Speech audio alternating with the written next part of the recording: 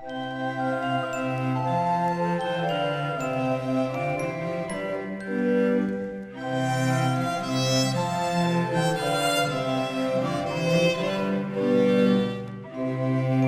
Espírito Santo nos une a Deus.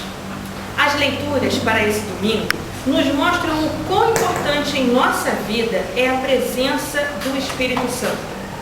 Há uma vastidão de coisas que podemos falar, pensar e escrever a respeito do Santo Espírito de Deus. Vamos meditar em algumas delas. Ele é o Espírito da verdade e, devido a isso, o mundo, ou seja, todo o sistema de injustiça, opressão, mentira, egoísmo que nos circunda e oprime e tenta nos convencer que essas coisas são certas, não pode conhecê-lo. O Espírito Santo é da luz, da verdade e do amor. É tão puro que o próprio Jesus disse que quem blasfema contra ele não será perdoado. Mateus 12:31. Alguns teólogos afirmam que ele é a força feminina de Deus. Certa manhã de domingo aqui na igreja, em nosso estudo bíblico, meditávamos sobre o porquê de a blasfêmia contra o Espírito Santo não ser perdoada. Foi então que, brilhantemente, uma participante do estudo afirmou: quando alguém xinga a gente, nosso pai, algum irmão ou alguma irmã, até dá para relevar. Mas se ofender a nossa mãe, aí a coisa fica feia, né? Aí fica feio, não pode xingar muita gente, né? Pois é.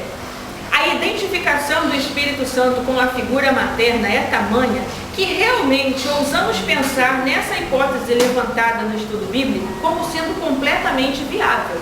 É muito viável mesmo. Ele vive em nós, cuida de nós, intercede por nós como uma mãe, conforme afirmou Jesus no texto do Evangelho de hoje e está narrado em outras passagens das Santas Escrituras. Os discípulos estavam muito tristes por saberem que Jesus não viveria muitos anos com eles. Desde o início, Jesus os advertiu que partiria, e em breve, e isso os inquietava sobremaneira. Entretanto, o que eles não sabiam era que, ao mesmo tempo em que deixariam de ter a companhia física de Jesus, passariam a sentir mais intensamente a presença do Espírito Santo de Deus. A presença do Espírito Santo em nossa vida nos torna pessoas obedientes. Disse Jesus: a pessoa que aceita e obedece aos meus mandamentos prova que me ama. João 14:21. A consequência de amar a Deus é obedecer aos seus mandamentos. Portanto, quem ama a Deus, consequentemente, obedece seus mandamentos e tem o Espírito Santo dentro de si como auxiliador.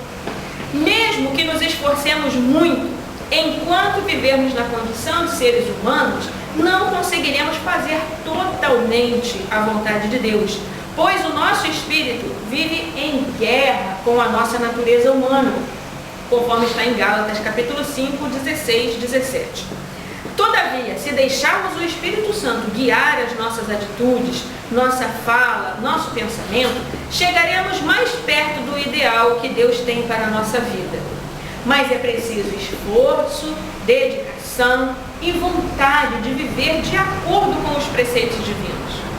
Como diz São João no texto da epístola de hoje, o amor deve ser verdadeiro, que se mostra por meio de ações concretas. 1 João 3,18. Ser cristão não é viver de conversa fiada, mas de atitudes concretas de amor a Deus e ao próximo. Próximo esse que não se limita a seres humanos, mas a toda a criação. E toda a mensagem do Evangelho está entrelaçada no resumo da lei: amar a Deus acima de tudo e ao próximo como a si mesmo. O Espírito Santo nos une a Deus, pois intercede por nós, nos auxilia no dia a dia, nos mostra o caminho certo, nos acompanha em todos os momentos.